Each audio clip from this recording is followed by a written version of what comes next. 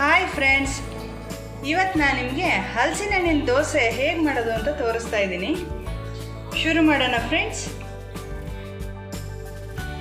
ಅಕ್ಕಿ 1 ಲೋಟ 1-2 ಗಂಟೆ ನೆನೆ ಹಾಕಿದ್ದೀನಿ. ನೀರೆಲ್ಲ ಬಸಿದು ಇಟ್ಕೊಂಡಿದ್ದೀನಿ. ಹಲಸಿನ ಹಣ್ಣಿನ ತೊಳೆ 15, ರುಚಿಗೆ ತಕ್ಕಷ್ಟು ಉಪ್ಪು, ಬೆಲ್ಲ. ಈಗ ಅಕ್ಕಿ, ಬೆಲ್ಲ ಹಾಗೂ ಹಲಸಿನ ತೊಳೆನ ರುಬ್ಕೋಬೇಕು. ಎಲ್ಲ ಒಟ್ಟಿಗೆ ಹಾಕೋಬೇಕು. ಬೆಲ್ಲನ ಸಣ್ಣ ಸಣ್ಣದಾಗಿ ಪುಡಿ ಮಾಡಿ ಹಾಕ್ತಾ ಇದ್ದೀನಿ.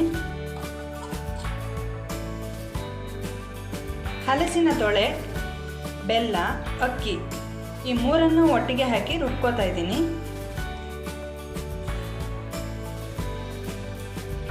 ಹಲಸಿನ ತೊಳೆನ ಚಿಕ್ಕ ಚಿಕ್ಕದಾಗಿ ಕಟ್ ಮಾಡಿ ಇಟ್ಕೊಂಡಿದ್ದೀನಿ.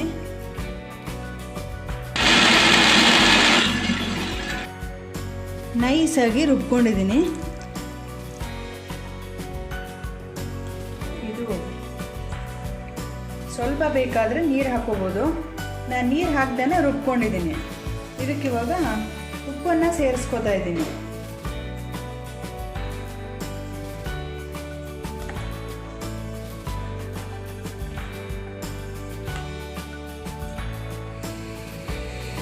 ಕಾವಲಿಗೆ ದೋಸೆನ ಹಾಕಿದ್ದೀನಿ. ಸ್ವಲ್ಪ ದಪ್ಪದಾಗಿ ಹಾಕ್ಕೊಂಡು ಎಣ್ಣೆ ಹಾಕಿದ್ದೀನಿ. ಈಗ ಮುಚ್ಚಿಡಬೇಕು.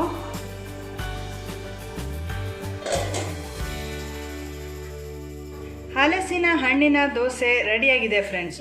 ಇದು ಉಪ್ಪಿನಕಾಯಿ ಹಾಗೂ ತುಪ್ಪದ ಜೊತೆ ತಿಂದರೆ ತುಂಬ ಚೆನ್ನಾಗಿರುತ್ತೆ ಫ್ರೆಂಡ್ಸ್. ನೀವು ಮಾಡಿ ನೋಡಿ, ಲೈಕ್ ಮಾಡಿ, ಶೇರ್ ಮಾಡಿ, ಸಬ್ಸ್ಕ್ರೈಬ್ ಮಾಡಿ.